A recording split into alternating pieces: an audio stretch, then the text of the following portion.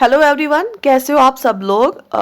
कल हमने पार्ट 1 किया था इकोलॉजी, एनवायरनमेंट एंड बायोडाइवर्सिटी का एमसीक्यू सीरीज हमने किया था कल पार्ट 1 और दिस इज पार्ट 2। इससे पहले हमने बहुत सारे इकोलॉजी एंड एनवायरनमेंट जो है एमसीक्यूज किए recently, top 100 questions, top 80 questions, right. तो इन सब का मैं एक ही प्लेलिस्ट बनाऊंगी क्योंकि बहुत सारे बच्चे होंगे जिनको मिस हुआ होगा, राइट। अगर किसी ने कल वाला पार्ट नहीं देखा तो वो हमारी प्लेलिस्ट चेक कर सकते हैं। इसमें इकोलॉजी, एनवायरनमेंट, बायोडाइवर्सिटी जो है प्लेलिस्ट, एमसीक्यू वाला प्लेलिस्ट, उसमें अवेलेबल है ये सारे लेक्चर्स। या आप वीडियो सेक्शन में भी जा सकते हैं और कल वाला डेट देख के आप पार्ट 1 इसका इकोलॉजी, एनवायरनमेंट और जो बायोडाइवर्सिटी है उसका देख सकते हैं, right.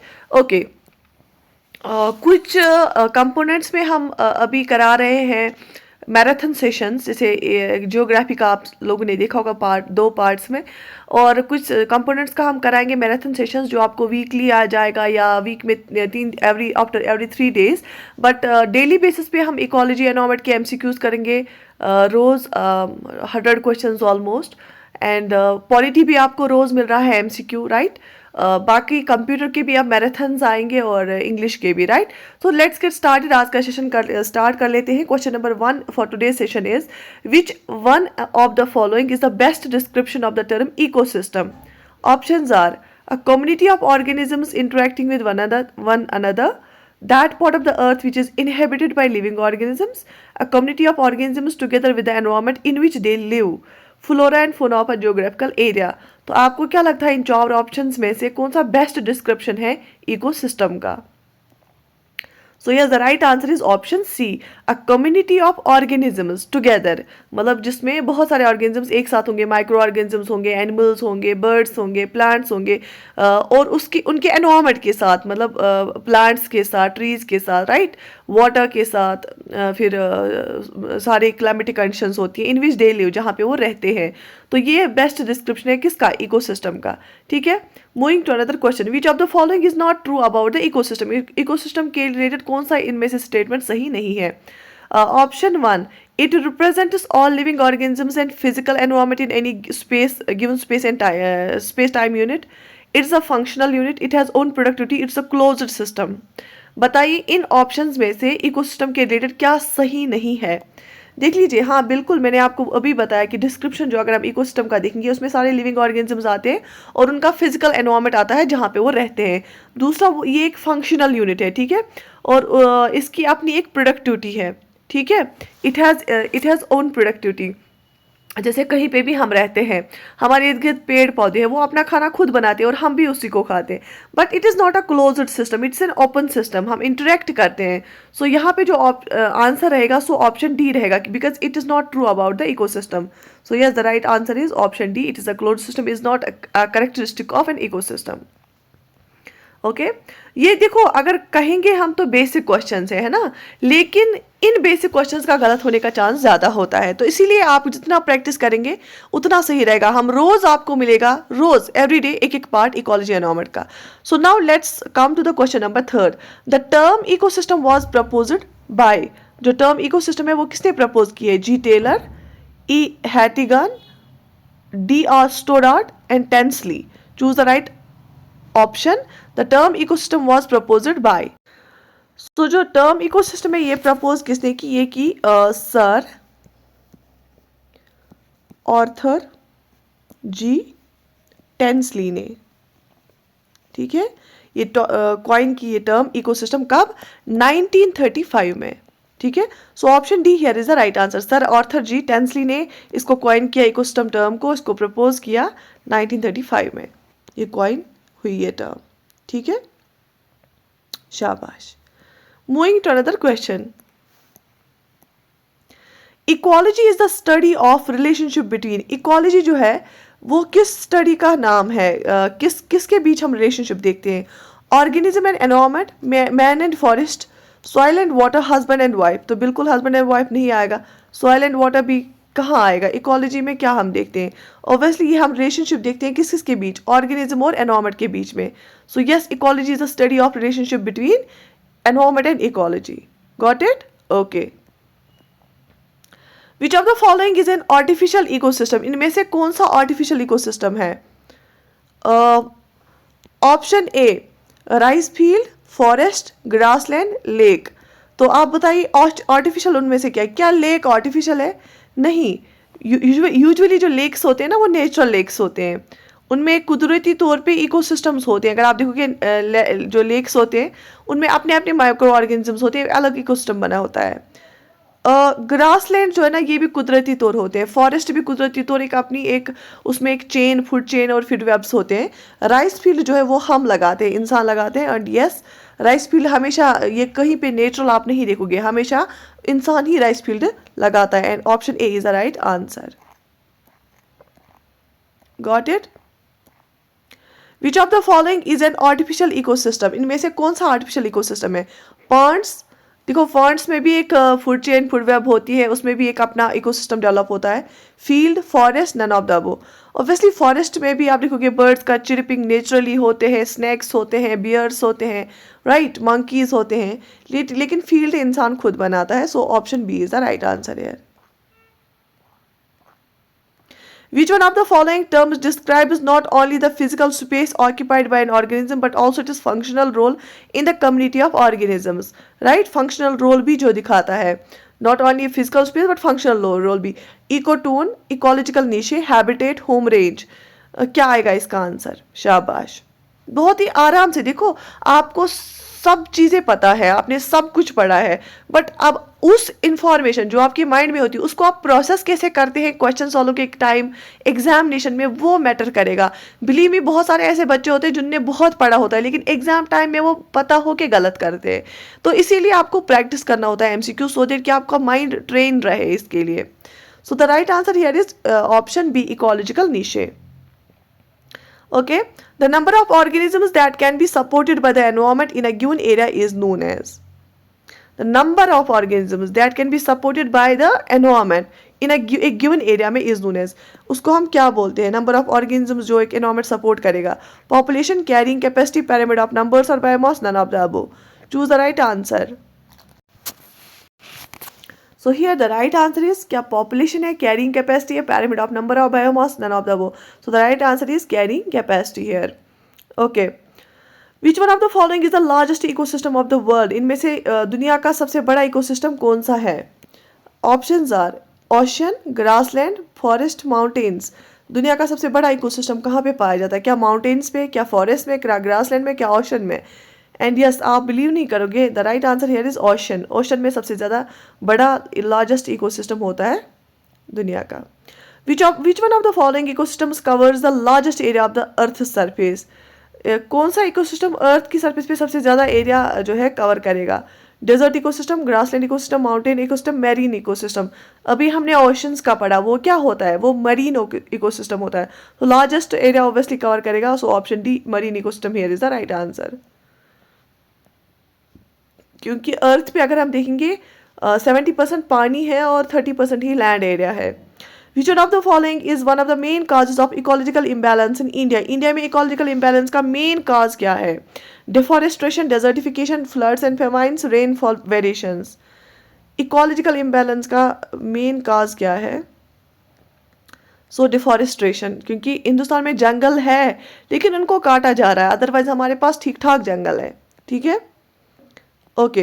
Which of the following does not help to maintain ecological balance? इसमें से क्या हमें हेल्प नहीं करेगा इकोलॉजिकल बैलेंस में? ऑब्वियसली अगर हम एफॉरेस्ट्रेशन करेंगे, अगर हम पेड़ पौधे लगाएंगे, उससे इकोलॉजिकल बैलेंस होगा। रेन वाटर मैनेजमेंट अगर हम करेंगे तो पानी बचाएंगे, तो उससे भी इकोलॉजिकल, बायोस्फीयर रिजर्व से हमारी बायोडाइवर्सिटी बच जाएगी, एनिमल्स बच जाएंगे, उससे भी हो जाएगा।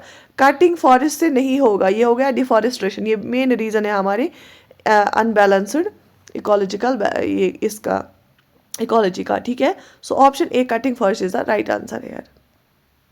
The highest trophic level in an ecosystem is obtained by, highest trophic level ecosystem में किसकी होती है? हर्बीवोर, हर्बीवोर तो जो सिर्फ वेजिटेबल खाएगा। कार्निवोर होता है जो जानवरों को खाता, मांस खाता है। ओमनिवोर होता है जो हर्बीवोर को भी खाएगा, कार्निवोर को भी खाएगा। डिकम्पोज होता है जो डेड और डिके पे पलता है, डेड डिके मैटर पे पलता है। तो हाइस्ट ट्रॉपिक लेवल ओमनिवोर्स की होती है, क्योंकि ये टेरिशरी कंज्यूमर्स होते हैं। ठीक है, अगर कॉर्निवोर देखा जाए कार्निवोर होता है सेकेंडरी कंज्यूमर, जो कि हर्बीवोर को खाएगा। कार्निवोर जो होता है सिर्फ मांस खाता है ना, वो हर्बीवोर को खाता है, वो सेकेंडरी कंज्यूमर होता है। बहुत सारे बच्चों को कन्फ्यूजन होता है यहाँ पे, वो सेकेंडरी कंज्यूमर होता है। लेकिन जो ओमनिवोर होता है ना, वो दोनों को खाता है, इसको भी खाता है, इसको भी खाता है, ठीक है। So that's a tertiary consumer and वो ओमनिवोर होता है, जो दोनों को खाता है, that feed on both plant and animals, right. Okay, which of the following is an act that disturbs the ecological balance? Which of the following is an act that disturbs the ecological balance? Lumbering, social forestry, one महोत्सव, afforestation. देखो, social forestry हो गई जब हम society की help से बहुत सारे फॉरेस्ट्री करेंगे और बहुत सारे पौधे लगाएंगे। फॉरेस्ट बहुत सारी जो हमारी पास वेस्ट लैंड होती है, बाकी वन महोत्सव हम मनाते हैं, फेस्टिवल फॉरेस्ट्स का। एफॉरेस्टेशन हो गया पेड़ पौधे लगाना। तो यस, इकोलॉजिकल बैलेंस डिस्टर्ब हो सकता है लुम्बरिंग से। लुम्बरिंग हो गया पेड़ काटना बड़े बड़े टिम्बर के लिए, और फिर उनको जंगल से नीचे ले आना मशीन्स पे भेजने के लिए। The primary source of energy is eco body is. Primary source of energy क्या है हमारे पास? Energy emitted by fermentation, preserved vegetable sugar, solar energy, none of the above. So primary source of energy की बात की गई है, obviously solar energy is the ultimate energy हमारी, जो सन से आती है। Which of the following is not a biotic component of an ecosystem? इनमें से बायोटिक कंपोनेंट कौन सा नहीं है? बायोटिक हो गया living component, living being, right. Okay, animals, bacteria, plant और एयर जो है वो बायोटिक नहीं है, वो एबायोटिक है, ठीक है। एनिमल्स, बैक्टीरिया, प्लांट, ठीक है, these are biotic and air जो है वो एबायोटिक है। Got it? Okay. 10% law is related with 10% law is related with transfer of energy as food from one tropic level to another, transfer of heat from one matter to another, transfer of birds from one zone to another, transfer of water from one zone to another. So 10% law is related to transfer जब energy होती है एक tropic level से दूसरे tropic level. So option A here is the right answer. Transfer of energy as food from one tropic level to another. In a food chain man is, food chain में man क्या होता है? Producer. क्या इंसान producer है? बिल्कुल भी नहीं। हम कहाँ से खाना खाते हैं? पौधों से जो बना होता खाना, या एनिमल्स को हम खाते हैं। हम ओमनिवोर्स होते हैं, यूजुअली बहुत सारे लोग ओमनिवोर्स होते हैं, कुछ हर्बीवोर्स होते हैं, वेजिटेरियंस होते हैं, वैगन्स होते हैं।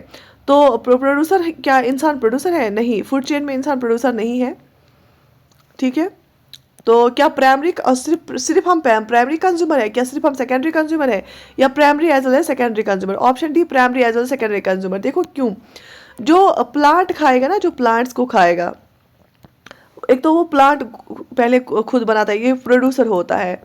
फिर उसके बाद इन प्लांट्स को जो खाएगा वो होता है हर्बीवोर, जैसे काऊ है, डियर है, ठीक है, हर्बीवोर। ये होता है ये प्रोड्यूसर है, ये है प्राइमरी कंज्यूमर, ठीक है। इस हर्बीवोर को जो खाएगा, जैसे टाइगर खाता है डियर को, ठीक है, टाइगर हो गया सेकेंडरी कंज्यूमर। और अगर दोनों को खाएगा, जैसे हम खाते हैं, फिर हर्बीवोर को भी खाएंगे, प्लांट्स को भी खाएंगे, तो हम होते हैं टर्शरी फिर कंज्यूमर, ठीक है, इंसान, ठीक। तो इंसान दोनों है, primary as well as secondary consumer. या कोई कुछ इंसान होते हैं जो सिर्फ वेजिटेबल्स खाते हैं, तो we are both. Even omnivores होते हैं, हम मानते हैं टर्शरी कंज्यूमर, लेकिन यहाँ पे अगर हम देखेंगे most appropriate answer is primary as well as secondary consumer. Among the biotic components of the ecosystem, the producer system is biotics components ecosystem के biotic components में से प्रोड्यूसर सिस्टम क्या है? Cow, peacock, tiger, green plants. और आपको पता है producer system क्या है? ग्रीन प्लांट्स है। ग्रीन प्लांट्स में एक पिगमेंट होता है क्लोरोफिल, राइट। क्लोरोफिल होता है जो ग्रीन कलर का होता है, इसके प्रेजेंस की वजह से, और सनलाइट होना चाहिए और वाटर होना चाहिए और कार्बन डाइऑक्साइड, तो उससे क्या होता है? ग्लूकोज बनाते हैं, और प्लांट्स क्या कहते हैं? एमिट ऑक्सीजन रिलीज करते हैं, तो उसको हम फोटोसिंथेसिस बोलते हैं। लेकिन उस टाइम क्लोरोफिल का होना जरूरी होती है, इसलिए ग्रीन प्लांट्स हम बोले, क्योंकि ये ग्रीन कलर जो है ना क्लोरोफिल की वजह से होता है, जो क्लोरोप्लास्ट में होता है। So green plants here is the right answer. In the marine environment the main primary producers are. Marine environment में मेन प्राइमरी प्रोड्यूसर्स कौन होते हैं? प्रोड्यूस जो करते हैं मैरीन एनवायरमेंट में, पानी में। Phytoplankton, seaweeds, marine angiosperms, aquatic bryophytes. इनमें से हमें बताना है प्राइमरी प्रोड्यूसर कौन होता है। सो ऑप्शन ए फाइटोप्लैंक्टन से बहुत सारी तादाद में होते हैं, जैसे ग्रीन प्लांट्स होते हैं ना, वैसे मैरीन और इकोसिस्टम में फाइटोप्लैंक्टन्स होते हैं जो खुद खाना बनाते हैं, प्रोड्यूसर्स हैं। Which are the following pairs is correctly matched, इनमें से कौन सा करेक्टली मैच करके? Mountain most stable ecosystem, abiotic component bacteria, green plants ecosystem, rainfall, global warming. तो बताइए क्या माउंटेन सबसे ज़्यादा स्टेबल सिस्टम है? क्या ये स्टेबल सिस्टम है सबसे ज़्यादा माउंटेन्स? क्या एबायोटिक कंपोनेंट बैक्टीरिया? नहीं, बैक्टीरिया तो लिविंग होता है, तो ये बायोटिक कंपोनेंट है। ग्रीन प्लांट्स इकोसिस्टम का पार्ट है। क्या रेनफॉल से ग्लोबल वार्मिंग होती है? नहीं, बिल्कुल भी नहीं होती है। सो माउंटेन्स में तो कम वेजिटेशन होती है। माउंटेन्स में कम वेजिटेशन इसलिए होती है, ऑब्वियसली वहाँ यूजुअली बर्फ़ से ढके हुए होते हैं, वहाँ पे हीट ज़्यादा नहीं होती है, वो हाई ऑल्टीट्यूड्स पे होते हैं, वहाँ पे टेम्परेचर हाई नहीं होता, वहाँ पे जो है रेनफॉल कम होता है, स्नो ज़्यादा होता है, तो इस वजह से वहाँ पे वेजिटेशन ज़्यादा नहीं होती है, तो ऑब्वियसली, और वहाँ लैंडस्लाइड्स होती है, तो वो स्टेबल इकोसिस्टम नहीं होता है। और बैक्टीरिया एबायोटिक कंपोनेंट नहीं है, बायोटिक कंपोनेंट है। So option C here is the right answer कि ग्रीन प्लांट जो है ऑब्वियसली इनसे इकोसिस्टम बनता है, ये they are the integral part of ecosystem. Moving forward, trophic level 1 includes, trophic level first में क्या आता है? Herbivores animals, carnivores, omnivores, green plants. पहली ट्रॉपिक लेवल जब हम यहाँ पे बनाते हैं ऐसे पैरामिड बनाते हैं ऐसे, यहाँ पे क्या होता है? यहाँ पे this is the first trophic level. तो ट्रॉपिक लेवल 1 में क्या होता है? Obviously option D, green plants होते हैं, right. Which are the following constitute of food chain, इसमें से कौन बनाता है food chain? Grass wheat mango, grass goat human, grass cow elephant, grass fish goat. तो कौन क्या बनाता है इसमें फूड चेन? ग्रास वीट हो या मैंगो हो, सारे ग्रीन प्लांट्स ही है, सारे प्रोड्यूसर्स ही है।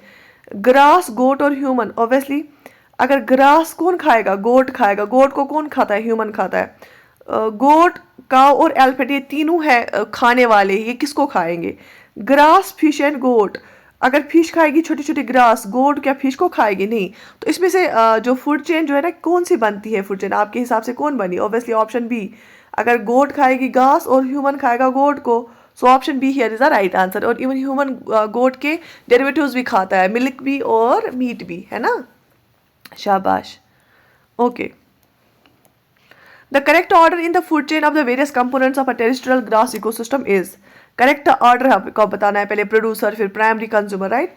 देखो ग्रास, ग्रास ऊपर फ्रॉग स्नेक, ग्रास, ग्रास पर स्नेक फ्रॉग, ग्रास ऊपर फ्रॉग ग्रास स्नेक। देखो नहीं, ग्रास सबसे पहले आना चाहिए, ग्रास पर स्नेक फ्रॉग ग्रास, यहाँ पे भी गलत है क्योंकि ग्रास जब पहले आएगा, क्योंकि वो ग्रीन प्लांट है, वो प्रोड्यूसर है, फिर उसको उस पर ग्रास ऊपर बैठेगा, तो इन दोनों में ये पहली दो चीज़ें ठीक है, ठीक है। अब पहले स्नेक आएगा या फ्रॉग आएगा, ये आपको बताना है, पहले क्या आएगा? ग्रास आएगा, ग्रास ऊपर पे, ग्रास पे बैठता है, ये भी आएगा दूसरे नंबर पे, ये दोनों ऑप्शंस में दूसरे नंबर पे है। तो उसके बाद पहले फ्रॉग आएगा या स्नेक आएगा? तो उसके बाद फ्रॉग और उसके बाद snake. So option A here is the right answer. Which one of the following organisms is likely to show the highest concentration of DDT, dimethyl phenyl dimethyl trimethyl ethane, है ना? I think this the ये full form है।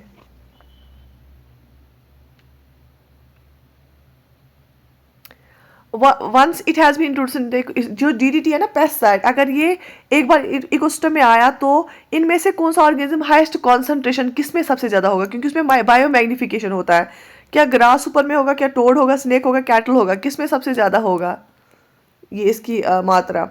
So obviously यहाँ पे answer इस किस में होगा। लेकिन अगर हम यहाँ पे देखेंगे ना, ग्रास ऊपर और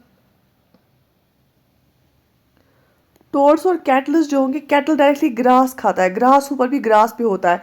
ये प्राइमरी और सेकेंडरी कंज्यूमर्स है। जो स्नेक है ना यहाँ पे, सिर्फ ये है क्या, ये इसमें सबसे ज़्यादा हाईएस्ट पाया जाएगा डीडीटी, ठीक है।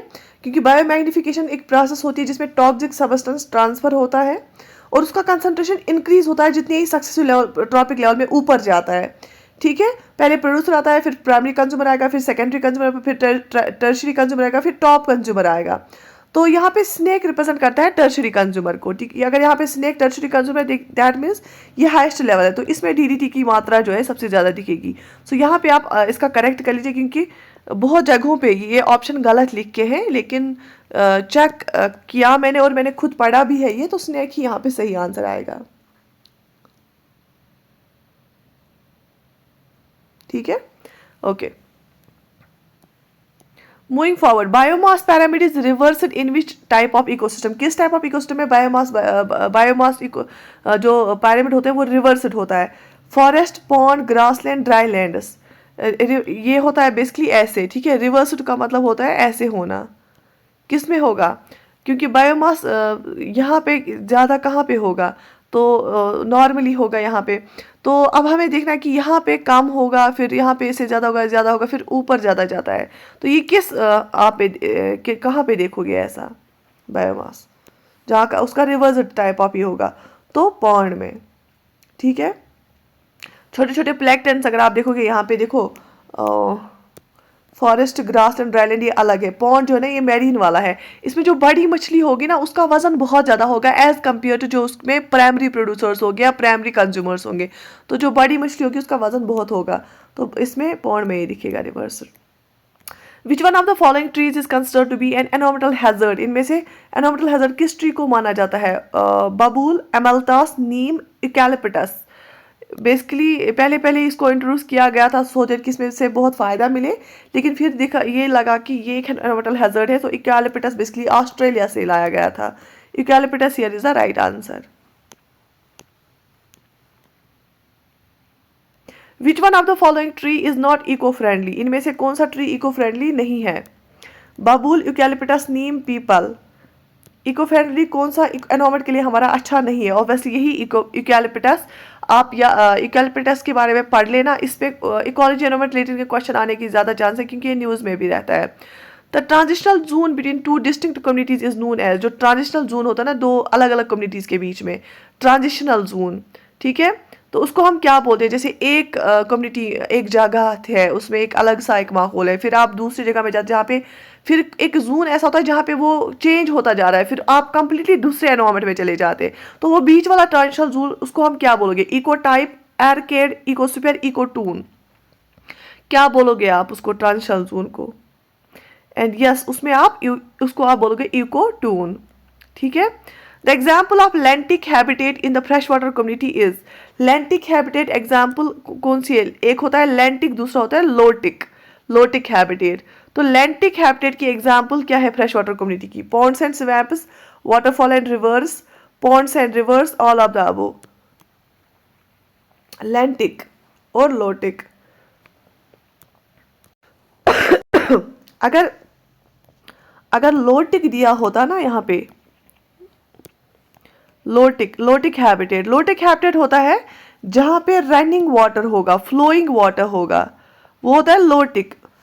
जहाँ पे रनिंग वाटर होता है ना, फ्लोइंग वाटर होता है, वो होता है लोटिक हैबिटेट। जहाँ पे वाटर होगा स्टैंडिंग, ठीक है, जहाँ पे वाटर स्टैंडिंग होगा, जहाँ पे वाटर स्टैंडिंग होता है, स्टैंडिंग वाटर, उसको होता है लेंटिक हैबिटेट, उसको हम बोलते हैं लेंटिक हैबिटेट। तो इसका आंसर आएगा पॉन्ड्स एंड स्वैम्प्स, क्योंकि वहाँ पे स्टैंडिंग वाटर होता है जो एक ही जगह रुका हुआ होता है, ठीक है। अगर लोटिक होता तो यहाँ पे क्या आता? तो लोटिक में यहाँ पे वाटरफॉल एंड रिवर आता, क्योंकि वाटरफॉल भी बहता हुआ पानी होता है और रिवर्स में भी बह रहा होता है पानी, ठीक है। So option A here is the right answer. The cycling of elements in an ecosystem is called. Ecosystem में जो एलिमेंट साइकिल करते हैं ना, एक साइकिल में ये करते हैं, कंप्लीट होते हैं, वापस ये होते हैं, उसको हम क्या बोलते हैं? Chemical cycles, biogeochemical cycles, geological cycles, geochemical cycles. तो cycling of elements in an ecosystem को हम क्या बोलते हैं? Biogeochemical cycles. जैसे कार्बन साइकिल है, वाटर साइकिल है, या एलिमेंट्स का अगर हम देखेंगे कार्बन साइकिल है, हाइड्रोजन साइकिल है, नाइट्रोजन साइकिल है, राइट, उनको हम बायोजियोकेमिकल साइकिल्स बोलते हैं। Which of the following is the most stable ecosystem? इनमें से सबसे ज़्यादा स्टेबल इकोसिस्टम कौन माना जाता है? जहाँ पे बायोडाइवर्सिटी ज़्यादा होगी ना वो ज़्यादा स्टेबल होता है। जैसे अभी हमने माउंटेन देखा, माउंटेन कभी स्टेबल नहीं हुआ। डेजर्ट है, डेजर्ट कभी स्टेबल नहीं होगा। सो क्या डेजर्ट है, माउंटेन है, ओशन है, फॉरेस्ट है? तो अगर हम देखेंगे ना स्टेबिलिटी की बात, तो सबसे ज़्यादा स्टेबल ओशन होता है। ओशन में बायोडाइवर्सिटी बहुत ज़्यादा होती है। Ecology is permanent economy is the slogan of which movement? किस मूवमेंट का स्लोगन है इकोलॉजी इज परमानेंट इकोनॉमी? ये वाला स्लोगन किस मूवमेंट का है? Appiko movement, Narmada Bachao Andolan, Chipko movement, none of the above. And yes the right answer is ecology is permanent economy. ये किसका स्लोगन है? ये चिपको मूवमेंट का स्लोगन है। Got it? शाबाश। Which one of the following is not related to ecological balance? इनमें से कौन सा इकोलॉजिकल बैलेंस के साथ रिलेटेड नहीं है? वाटर मैनेजमेंट अगर हम करेंगे ऑब्वियसली उससे वेस्ट वाटर कम हो जाएगा, हमें जो वाटर स्कैर्सिटी नहीं होगी, तो ये इसके साथ रिलेटेड है। एफॉरेस्टेशन की अगर हम बात करेंगे, एफॉरेस्टेशन होता है प्रोसेस ऑफ प्लांटिंग ट्रीज, अगर हम प्लांट करेंगे ट्रीज तो उससे भी इकोलॉजिकल बैलेंस हो जाएगा। वाइल्ड लाइफ प्रोटेक्शन अगर हम करेंगे, वाइल्ड लाइफ प्रोटेक्शन भी बहुत ज़रूरी है, हमारी बायोडाइवर्सिटी बच जाएगी, तो ये भी इकोलॉजिकल बैलेंस के लिए ज़रूरी है। इंडस्ट्रियल मैनेजमेंट ज़रूरी नहीं है, directly it is not related to the ecological balance. So option C here is the right answer. Which of the following is the correct sequence of ecosystems in the order of decreasing productivity? Productivity को decrease करने में order of जिसको productivity decrease होती है, correct sequence क्या है ecosystems की? मतलब सबसे पहले हमें वो इकोसिस्टम रखना है जिसका सबसे ज़्यादा प्रोडक्टिविटी है, उसके बाद वो रखना है जिससे कम प्रोडक्टिविटी, उससे कम, ठीक है? तो सबसे ज़्यादा प्रोडक्टिविटी किस इकोसिस्टम की है? मैंने आपको ये समझाया बहुत बार। ऑब्वियसली सबसे ज़्यादा किसकी होगी? क्या oceans, lakes, grasslands, mangroves, oceans, grasslands, lakes, mangroves, grasslands, lakes, oceans, mangroves, lakes, grasslands. सबसे ज़्यादा स्टेबल मैंने क्या बोला? सबसे ज़्यादा स्टेबल कौन सा इकोसिस्टम होता है? ऑब्वियसली ओशंस का। तो जहाँ पे ओशन पहला ऑप्शन नहीं होगा ना, वो गलत है ऑब्वियसली, है ना? अब ये दो ऑप्शंस बचे, क्योंकि ओशन में सबसे ज़्यादा बायोडाइवर्सिटी होती है, उसकी प्रोडक्टिविटी भी सबसे ज़्यादा होती है। तो ओशन के बाद लेक्स में ज़्यादा प्रोडक्टिविटी होगी या मैंग्रोव्स में ज़्यादा प्रोडक्टिविटी होगी? लेकिन देख लीजिए यहाँ पे क्या कॉन्सेप्ट है, क्वेश्चन को हमें ध्यान से पढ़ना है। हाँ, यहाँ पे प्रोडक्टिविटी की बात आई, ठीक है? प्रोडक्टिविटी एक अलग चीज़ होती है। प्रोडक्टिविटी होती है कि कितना ऑर्गेनिक मैटर या बायोमास प्रोडक्शन होता है। एक तो इकोलॉजिकल स्टेबिलिटी, जैसे मैंने आपको बोला कि ओशंस में बायोडाइवर्सिटी बहुत ज़्यादा होती है, लेकिन जो प्रोडक्टिविटी होती है ना, कितना ऑर्गेनिक मैटर या बायोमास प्रोडक्शन होता है। तो अगर हम देखेंगे एवरेज ओशन की प्रोडक्टिविटी एवरेज वो तकरीबन 50 ग्राम्स होती है, 50 ग्राम्स कार्बन पर स्क्वायर मीटर पर ईयर, ठीक है? लेकिन अगर हम एवरेज लैंड प्रोडक्टिविटी देखेंगे, वो 160 ग्राम्स है। कितनी है? 160 ग्राम्स, राइट, लैंड की। साल्ट मार्शेस और मैंग्रोव जो है उनकी सबसे ज़्यादा प्रोडक्टिविटी होती है, वो होती है 3300 टू 6000 ग्राम्स कार्बन पर स्क्वायर पर मीटर पर ईयर। तो इसीलिए यहाँ पे जो है प्रोडक्टिविटी के हिसाब से अगर हम देखेंगे ना, उसमें आएगा फिर सबसे पहले उसमें मैंग्रोव आएगा, उसके बाद ग्रासलैंड आएगा, उसके बाद लेक्स आएगा, उसके बाद ओशंस आएगा, क्योंकि ये प्रोडक्टिविटी के बेसिस पे है, ठीक है?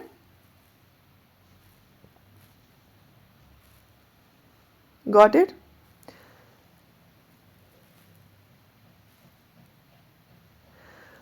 अगर आप डेफिनेशन प्रोडक्टिविटी की आपको याद रखनी है, वो होती है परसेंटेज ऑफ एनर्जी जो एक इकोसिस्टम में एंटर होती है in the form of biomass. मतलब वही ना कि बायोमास कितना बनता है, ठीक है? शाबाश।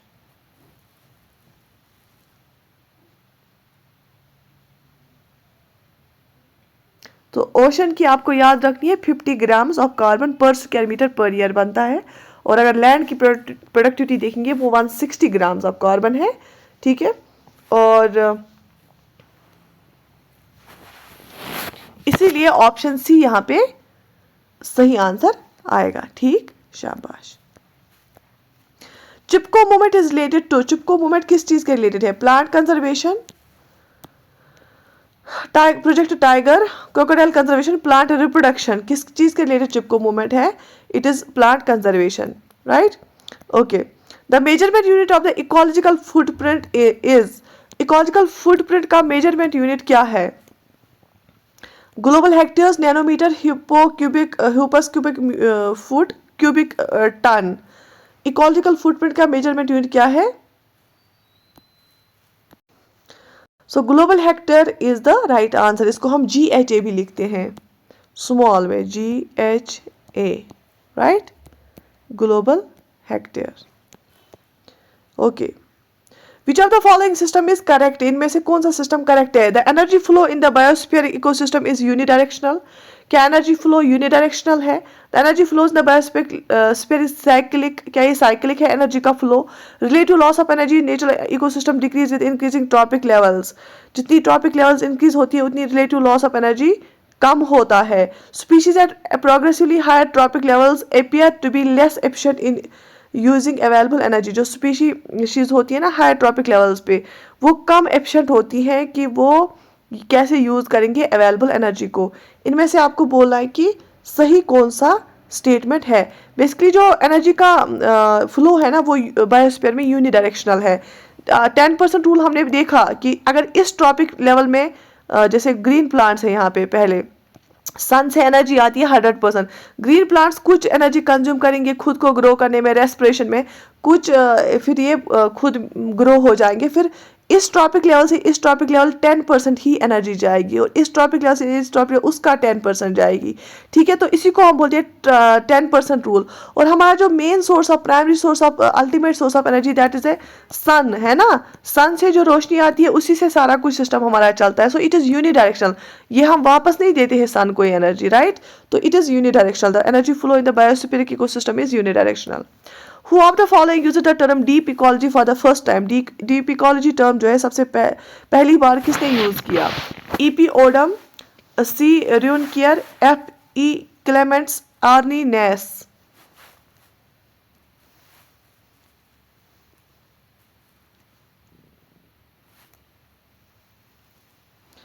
So yes, the option D is the right answer here. Arne Naess is the right answer here. The minimum area of the land required to completely sustain the life of the person is called his. जो minimum एक इंसान को एक person को जरूरत होता है, minimum area land required जो होता है completely sustain the life of a person, उसको क्या बोलते हैं? बायोटा, इकोलॉजिकल फुटप्रिंट, बायोम निशे, क्या बोला जाता है उसको?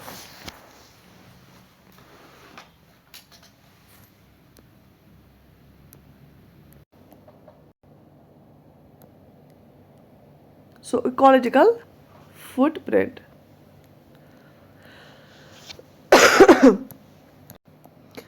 Moving to another question. The Millennium Ecosystem Assessment describes the following major categories of ecosystem services: provisioning, supporting, regulating, preserving, and cultural. Which one of the following is supporting service? Production of food and water, control of climate and disease, nutrient cycling and crop pollination, maintenance of diversity. तो इनमें से हमें बोलना है कि supporting service क्या है. So nutrient cycling and crop pollination.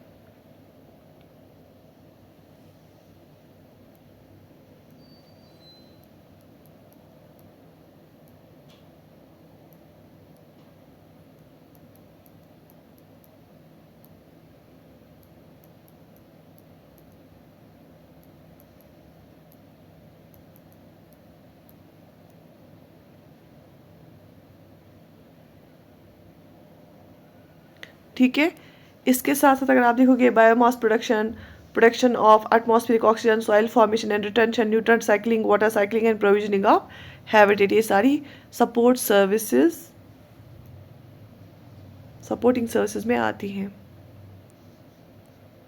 Got it. The concept of ecological niche was enunciated bye.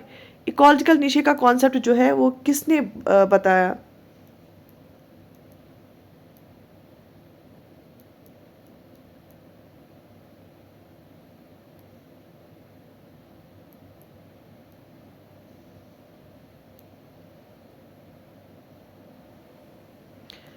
So option A Grinnell is the right answer. जो इकोलॉजिकल निशे का जो कॉन्सेप्ट है वो इंट्रोड्यूस किया ग्रिनिल ने, GRINNEL. Got it. Okay. Which of the following shows density gradient of water system? Ecocline, halocline, pycnocline, thermocline. Density gradient of किसका? Water system का कौन दिखाता है? So yes, the right answer is Paisnocline. Sorry if I am pronouncing it wrong.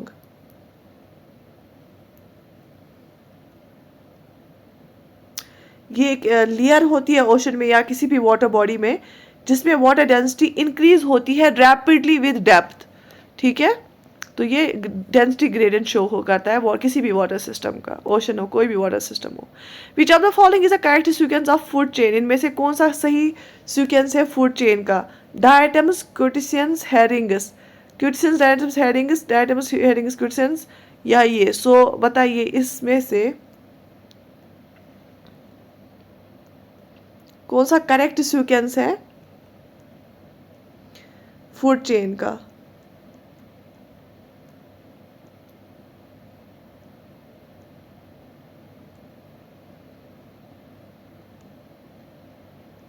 सो हमेशा food chain start होता है with producer, है ना।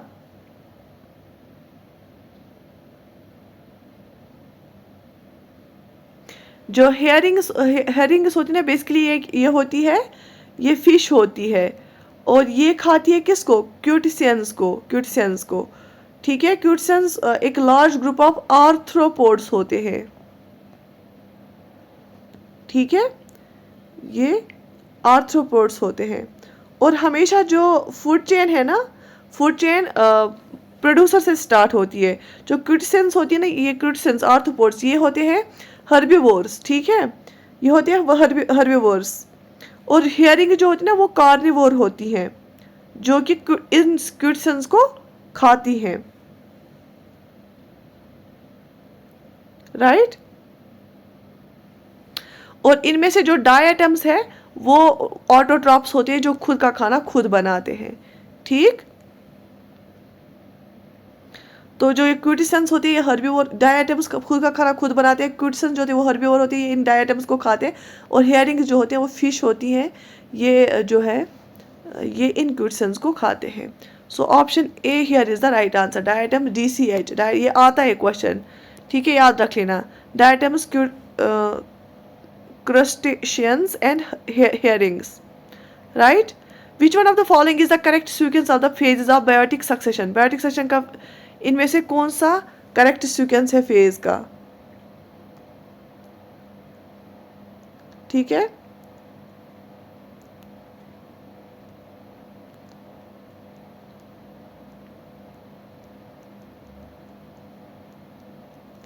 आप ये सारे पार्ट्स जब आप देख लोगे इकोलॉजी और बायोडाइवर्सिटी के, आपको मैक्सिमम क्वेश्चंस इनमें से निकलेंगे। इससे बाहर आएगा क्या? जब हम सारे कॉन्सेप्ट्स को पढ़ लेते हैं, जितने भी मैंने अभी तक आपको क्वेश्चंस कराए हैं, उसमें तकरीबन सारे जो कॉन्सेप्ट्स हैं ना 2-2 बार रिवाइज हुए, 3-3 बार रिवाइज हुए हैं। तो अभी एग्ज़ाम तक हम बहुत सारे पार्ट्स और करेंगे इकोलॉजी एनवायरनमेंट के, तो उससे आपका क्या हो जाएगा, उससे आपका पूरा ये हो जाएगा, पूरा होल्ड हो जाएगा, आ जाएगा इस पे। तो करेक्ट सीक्वेंस क्या है फेजेस ऑफ बायोटिक सक्सेशन का? न्यूडेशन, माइग्रेशन, एसिस, रिएक्शन, स्टेबलाइजेशन, पता होना चाहिए आपको, या माइग्रेशन पहले आता है। सो ऑप्शन ए यहाँ पे सही है। बेसिकली सबसे पहले क्या आएगा? सबसे पहले आएगा न्यूडेशन, माइग्रेशन, फिर एक्सेस, रिएक्शन, स्टेबलाइजेशन। न्यूडेशन जो होता है ना, ये फर्स्ट स्टेज होता है बायोटिक सक्सेशन का। ये होता है फॉर्मेशन ऑफ न्यूड और बियर एरिया, मतलब एक प्लेन एरिया जिसमें कुछ नहीं होगा ना, वो फॉर्म होना पहले, ठीक है। या ये रिजल्ट ये होता है, ये किससे बनता है? फ्लडिंग से, इरोजन से। या फ्लड आता है तो वो बहुत सारे कंकरियाँ लेके आता है तो बेस बनता है, या लैंडस्लाइड होता है, वॉल्केनिक इरप्शन, या कोई भी बाकी नेचुरल रीजन भी हो सकता है। तो न्यूडेशन, एक न्यूड बियर एरिया बनता है। उसके बाद माइग्रेशन या इन्वेजन होता है, मतलब इन्वेजन होता है कि अराइवल होता है, जब माइग्रेट होता है किसी कहीं और से आती है यहाँ पे कोई माइक्रो ऑर्गेनिज्म इस बियर एरिया पे, ठीक है। रिप्रोडक्टिव बॉडीज़ आती हैं छोटी छोटी, ठीक। उसके बाद अगर हम देखेंगे कंपटीशन या कोएक्शन, तो डिफरेंट पॉपुलेशन आ जाती है। फिर रिएक्शन होती है, अगर यहाँ पे लिखे होगा ना कंपटीशन या कोएक्शन, वो तीसरे नंबर पे आएगा। या इन्वेजन लिख के हो गया, माइग्रेशन लिखो, वो सेकंड नंबर पे आएगा, ठीक है। फिर रिएक्शन जो होती है ना, क्योंकि रिएक्शन होती है कि आपको पता है कि एक ऑर्गेनिज्म ग्रो करता है एक जगह पे, और फिर एनवायरनमेंट कैसा होगा, और उस एनवायरनमेंट में उस ऑर्गेनिज्म को ग्रो करना है, एडेप्टेशन होनी है। टेम्परेचर कैसा होगा, लैंड कैसा होगा, वाटर कैसा होगा, सॉइल चेंज क्या होगी। फिर उसके बाद स्टेबलाइजेशन होती है, इसको हम क्लाइमैक्स भी बोलते हैं। क्लाइमैक्स होता है जब स्टेबल ये बनता है, फिर स्टेबल इकोसिस्टम बनता है, ये फाइनल कम्युनिटी होती है। ये स्टेबल होता है और ज़्यादा समय तक रह सकता है, जैसे ग्रासलैंड होता है, फॉरेस्ट होता है, कोरल रीफ होता है। तो स्टार्ट होता है न्यूडेशन से, बियर ग्राउंड से स्टार्ट होता है। ठीक है, ये इकोलॉजिकल सक्सेशन है और इसमें डिफरेंट टर्म्स भी यूज़ हो सकती हैं, जैसे माइग्रेशन की जगह इन्वेजन आ सकता है, यहाँ पे कंपटीशन आ सकता है, यहाँ पे स्टेबलाइजेशन की जगह क्लाइमेक्स आ सकता है। राइट, सो ये 5 स्टेज से आपको पता होने चाहिए, बहुत ज़्यादा ज़रूरी है। ठीक है, okay. In the grassland, trees do not replace the grasses as part of the ecological succession because of grassland में trees जो है grass को replace नहीं करती हैं। क्यों? क्योंकि insects और fungi होते हैं, क्योंकि limited sunlight और paucity of nutrients होती है, क्योंकि water limits and fire की वजह से none of the above। क्यों इसमें grassland में trees replace नहीं करता है grasses को? क्योंकि वहाँ पे water limited होता है और fire की वजह से। ठीक है, तो वहाँ पे एक क्लाइमेटिक कंडीशंस ही ऐसी होती हैं कि वहाँ पे ग्रास ही रहता है। Consider the following statements relating to the ecosystem. The term ecosystem was first used by A G Tansley, जैसे कि हमने देखा था। Organisms which produce their food themselves are termed as autotrophs, ये भी हमें पता है, जैसे ग्रीन प्लांट्स है। Consumers consume their food through the process of photosynthesis, नहीं, फोटोसिंथेसिस से तो प्रोड्यूसर्स फूड बनाते हैं। Decomposers convert inorganic matter into the organic matter. तो इनमें से आपको बोलना है कि कौन से स्टेटमेंट सही है। Right, 1 and 2, 1 and 3, 2 and 4, 3 and 4। Obviously 1 and 2 पहले दो स्टेटमेंट सही है कि जो टर्म इकोसिस्टम है ना, ये सर आर्थर जी टेंसली ने दी है। और जो खुद फूड बनाते हैं उनको हम ऑटोट्रॉप्स बोलते हैं। ऑटो हो गया सेल्फ, ठीक है, self making food making by self. तो ये ग्रीन प्लांट्स होते हैं। कंज्यूमर्स कंज्यूम करते हैं फूड और फिर उसको रेस्पिरेशन की वजह से हेल्प से डाइजेस्ट करते हैं। फोटोसिंथेसिस होता है जब खाना बनता है। डिकम्पोजर्स ऑर्गेनिक मैटर को इनऑर्गेनिक मैटर में कन्वर्ट करते हैं, ना कि इनऑर्गेनिक को ऑर्गेनिक में कन्वर्ट करते हैं। ठीक है, जो गलत स्टेटमेंट्स होते हैं ना उनको भी मैं रीज़न देती हूँ, वो भी याद रखा करो। सो इसीलिए फर्स्ट एंड सेकेंड ऑप्शन सही है। Got it? हाँ, वीडियो को साथ साथ लाइक और शेयर ज़रूर करना, क्योंकि उससे क्या होता है, बहुत सारे बच्चों तक ये पहुंच जाता है और बहुत सारे बच्चों को फ़ायदा मिलता है। Which one of the following is the correct order of biological organization ranging from organism to biosphere. Correct order of biological organization क्या है, जो रेंज करता है एक ऑर्गेनिज्म से लेकर बायोस्फीयर तक। पहले क्या आता है, फिर क्या आता है, फिर क्या आता है। देखो यहाँ पे क्या यहाँ पे हमें है, यहाँ पे पॉपुलेशन, इकोसिस्टम, कम्युनिटी, लैंडस्केप। क्या पहले लैंडस्केप आएगा फिर कम्युनिटी आएगी? क्या पहले पॉपुलेशन आएगा फिर कम्युनिटी फिर इकोसिस्टम फिर लैंडस्केप? क्या पॉपुलेशन आएगा, लैंडस्केप आएगा, कम्युनिटी आएगा, इकोसिस्टम आएगा? ठीक है, पॉपुलेशन होता है ना पर्टिकुलर नंबर ऑफ एक स्पीशीज़ के, जो नंबर ऑफ ऑर्गेनिजम्स होते हैं एक पर्टिकुलर एरिया में। ऑब्वियसली एक पॉपुलेशन होगी, फिर जब वो आपस में इकट्ठे रहेंगी तो वो फिर कम्युनिटी, डिफरेंट कम्युनिटीज़ होती हैं, उसमें डिफरेंट इकोसिस्टम्स होती हैं और फिर एक बड़ा लैंडस्केप होता है। So option C here is the right answer. Got it? In the context of ecosystem productivity, marine upwelling zones are important as they increase the marine productivity by bringing the तो ecosystem productivity की अगर हम बात करेंगे ना, marine upwelling zone जो है ना बहुत इंपॉर्टेंट होती है। क्यों? क्योंकि वो मैरीन प्रोडक्टिविटी इंक्रीज कैसे करते हैं, क्या ला के? क्योंकि अपवेलिंग, जब नीचे वाला लेयर ऊपर आता है, जो है वाटर की अपवेलिंग होती है, उससे क्या वो ले आती है? Decompose the micro organism to the surface, nutrients to the surface, bottom dwelling organisms to the surface. जब नीचे वाला पानी ऊपर आता है उससे क्या हो जाता है? 1 and 2 ओनली 2, 2 and 3 ओनली 3, तो उससे ओनली 2 होता है। ये न्यूट्रंट्स सरफेस पे ले आता है, क्योंकि जो डेड ऑर्गेनिजम्स होती हैं, डेड मछलियाँ होती हैं, वो नीचे चली जाती है, वो डिकम्पोज हो जाती है। फिर जब अपवेलिंग होती है ना, उससे क्या होता है, नीचे वाला पानी ऊपर आता है तो न्यूट्रंट्स सरफेस पे आ जाती है। और न्यूट्रंट्स की हेल्प से बहुत सारे ऑर्गेनिजम्स और ग्रो हो जाते हैं। ठीक है, Which of the following statements is true about bionomics? Bionomics के रिलेटेड क्या क्या ये ठीक है? It means management of life. It is synonymous with ecology. It stresses on the value of the natural systems which influence human systems. Bionomics के related क्या इनमें से सही है? Only 1, 1 and 2, 2 and 3, 1, 2 and 3 बताइए। सो इनमें से जो सही है वो है 2 and 3। ये इट इज़ सिनोनिमस हम यूज़ कर सकते हैं। बायोनॉमिक्स हम इकोलॉजी के साथ भी यूज़ करते हैं। और ये स्ट्रेस हमें करता है कि जो नेचुरल सिस्टम्स होते हैं ना, उनका वैल्यू जो कि ह्यूमन सिस्टम्स को इन्फ्लुएंस करते हैं फिर। ठीक है, Moving forward, concerning the food chain is in ecosystem, which of the following kinds of an organism are known as decomposer organisms? Virus, fungi, bacteria, इनमें से अगर हम फूड चेन की बात करेंगे, इनमें से कौन से ऑर्गेनिज्म, जो कौन से kind of organism decomposer organisms होते हैं? Only 1, 2 and 3, 1 and 3, all of the above. So 2 and 3, fungi and bacteria. Virus जब तक बाहर रहता है ना, ये नॉन लिविंग होता है. जब इंसान की बॉडी के बाहर माइक्रो ऑर्गेनिज्म, लिविंग ऑर्गेनिज्म के बाहर जब वायरस होता है, ये नॉन लिविंग होता है.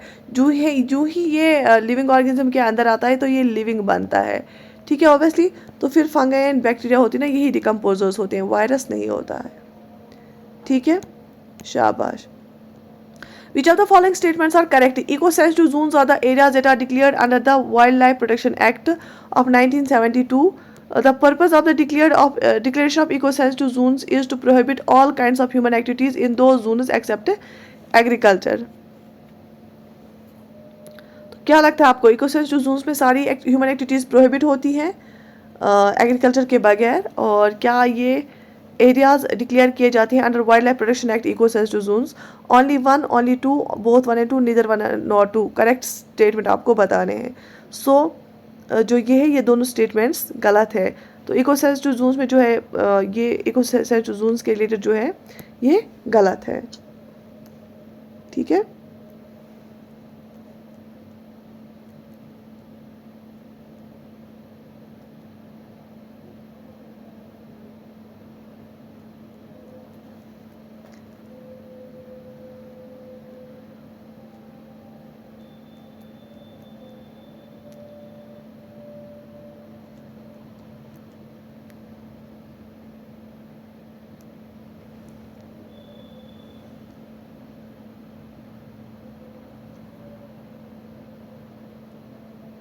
Eco sensitive zones usually ecologically fragile areas होते हैं. जैसे इंडिया में इसको नोटिफाई किया जाता है by ministry of environment and forest climate change around protected areas, national parks and wild life sanctuaries के अराउंड इनको जो है डिक्लेयर किया जाता है. Concerning food chains in ecosystem, consider the following statements.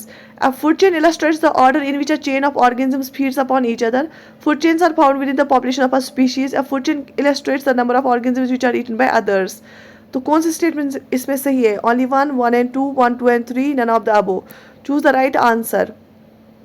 And yes, only 1. A food chain illustrates the order in which a chain of organisms feeds upon each other. कि for example ये एक order हमें बताती है कि जो different organisms हैं वो एक दूसरे पे कैसे फीड करते हैं. जैसे ग्रास होगा, ठीक है, ग्रास होगा, गोट होगी, डियर होगा, टाइगर होगा, मैन होगा. तो ये क्या करेगा, ये फूड चेन एक ऑर्डर देती है. वो बोलेगी कि पहले ग्रास आएगा, फिर गोट और डियर आएगा, फिर टाइगर आएगा. ठीक है, तो इस हिसाब से ये एक ऑर्डर देती है, जिस हिसाब से फिर ये बोला जाता है कि ये जो ऑर्गेनिजम्स है वो एक दूसरे पे फीड करते हैं. ठीक है. Which are the following are the primary consumers in an ecosystem? Ants, deer, fox, tiger. Primary consumer इनमें से क्या है? टाइगर मांस खाता है, तो ये प्राइमरी कंज्यूमर नहीं हो सकता है. ठीक है.